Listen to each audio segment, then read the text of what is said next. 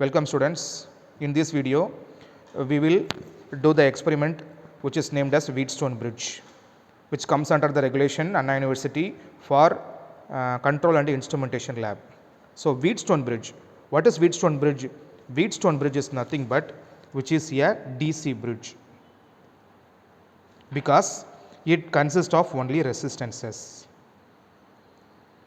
No inductor, no capacitor. Concept number 2. What is bridge concept? A bridge has 4 arms. So arm number 1, arm number 2, arm number 3, arm number 4.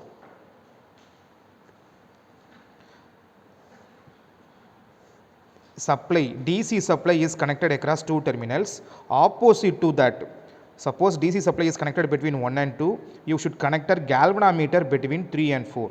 So this is nothing but galvanometer. Galvanometer is nothing but a null deflection meter. Okay. So now if we want to know the value of unknown resistance Rx, this bridge is suitable. So this is the simple diagram of Wheatstone bridge.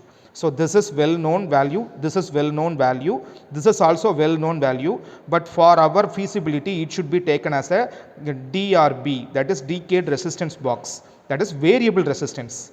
The variable resistance will be connected between terminals 1 and 4. So this is known value. You may choose any value, known value R1. This is R2. So this is VDC, supply VDC. Option number third step. Suppose voltage division rule, that is here I am having 10 volt supply as well as I am connecting 2 resistors which are equal value. This is resistance R, this is resistance R. Probably the resistance, the upper resistance R consumes nearly 5 volt. The lower resistance R consumes nearly same 5 volt because the resistance has same value. Probably the 10 volt will be equally divided by these 2 resistors. That is 5 volt across upper resistor R, the same 5 volt across total lower resistor R. That is here voltage division rule applies. That is, if the same 10 volt will be shared by 2 different resistors R1 and R2. Suppose R1 is equal to 10 ohm, R2 is equal to 100 ohm. Now the voltage across 10 ohm will be determined by the total voltage 10 multiplied by the needed resistance 10 ohm divided by 110 ohm. So the value will be 100 by 110, which is equal to 10 by 11 volt. So 10 by 11 volt will be dropped here. So voltage across 100 ohm will be equal to 10 into, now I want to calculate the voltage across this resistance, that is R2 is equal to 100 ohm. That means supply voltage 10 multiplied by 100 divided by the total resistance. These two members were dividing the input voltage 10. So that is 110, which is equal to 1000 by 110. So here you have to calculate this 100 by 11 volt, 100 by 11 volt. Clear? Now if you are adding these two quantity, that is 10 by 11 as well as 100 by 11, you will surely get 10 volt. That is 10 by 11 plus 100 by 11, which is equal to, the denominator will be common. So you have to simply add the numerator, that is 110 by 11, which is equal to 10 volt. So the supply voltage will be divided based on voltage division rule. That will be happened here. So voltage division rule will be applied between 1 as well as 2. This is 1, this is terminal 3, this is 2. Like that, another arm, this is 1, this is 4. Actually this is resistance R2. This is Rx. Between 2 and 3, unknown resistance will be connected. Between 3 and 1, the known resistance R1 will be connected. Between 1 and 4, the variable resistance, decayed resistance box will be connected. Between 2 and 4, the known resistance R2 will be connected. So if in circuit theory, here the potential difference between these 2 points will be 10 volt. Similarly, the potential difference between these 2 points will be 10 volt. These 2 points will be 10 volt. That is, the potential across 3 as well as potential across 4, if it is balanced, it will be 0 volt. So the galvanometer shows null deflection. This is the concept behind that of Wheatstone bridge. So whenever the bridge gets balanced means you have to multiply these two values, that is R1 into R2 should be equal to multiplication of these two values. I will assume it has R3, that is decayed resistance box will be R3 into Rx. So the unknown resistance will be determined by R1 into R2 divided by R3. So this is the bridge balance condition of Wheatstone bridge. So this is the concept. Now we will go to do the experiment. What is our aim? To measure the value of the resistance of the given medium value resistor by using Wheatstone bridge. Actually, there were two types of DC bridges. First one is Wheatstone, another one is Kelvin. Kelvin bridge is used to find out low values of resistance. Using Wheatstone, we will find out the medium values, not low values. So now we go for the circuit diagram. A DC supply is given, that is 15 volt DC supply is given across these 2 points, 1 as well as 2, 3, 4. So between 1 and 3 DC supply is given. Between 2 and 4 the galvanometer is connected. So Rx, unknown resistor, this is what we have to determine. So this is known value. You have to choose any known value here, which is also known value. Opposite to the unknown resistance, you will connect the variable resistance, that is rheostat. So this is what we have to do. So now we go for Wheatstone bridge. Now you are seeing the kit of Wheatstone bridge. Actually, a bridge should have 4 arms. Arm number 1. So between these two, the unknown resistance Rx will be connected, Rx. So this is nothing but the known resistance value, 100 ohm, 1K, 2K, 5K, 10K. You may choose any value between these. So leg 1, known value. Leg 2, known value. You may choose any value, 100, 1K, 2K, 5K as well as 10K, right? So this is nothing but the variable resistance, potentiometer will be connected here.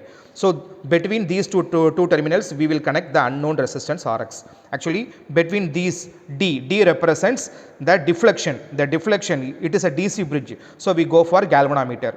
We should connect a galvanometer. Galvanometer is nothing but a null deflection meter. So the needle deflects only 0 position. So you should connect these two terminals with these 2 points. So now the galvanometer will be connected.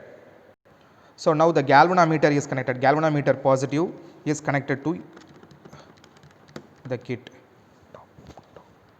Now the another terminal of galvanometer.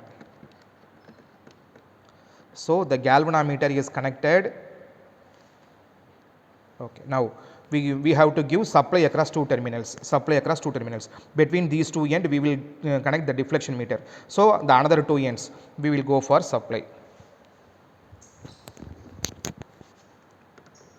12 volt phase, that is positive terminal. Now, okay. Now between these two terminal, unknown resistance Rx will be determined. So you may raise a question, why shouldn't you use breadboard as well as this? I am simply connecting the unknown resistor between these two terminals, because to avoid the resistance of the connecting wire, you should directly connect the resistance between these two terminals, else the chances of error may increase.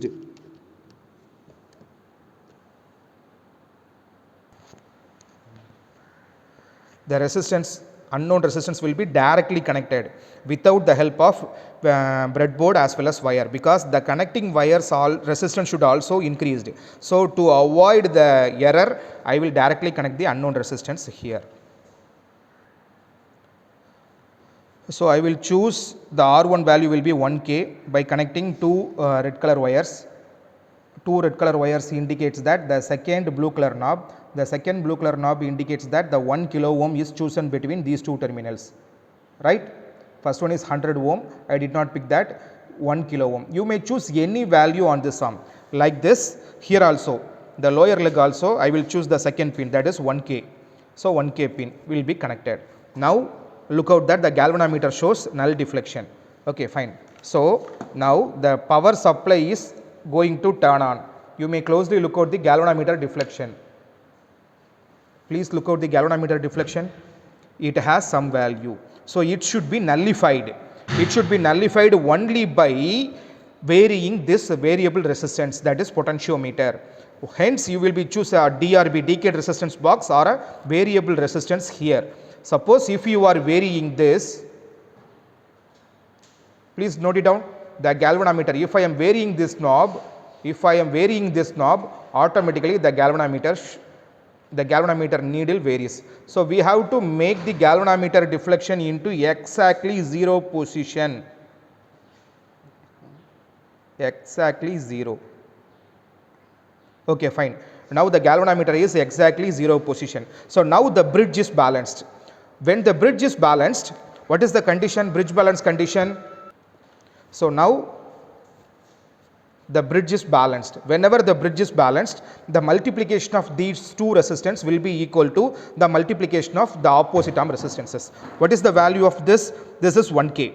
What is the value of this? This is 1K.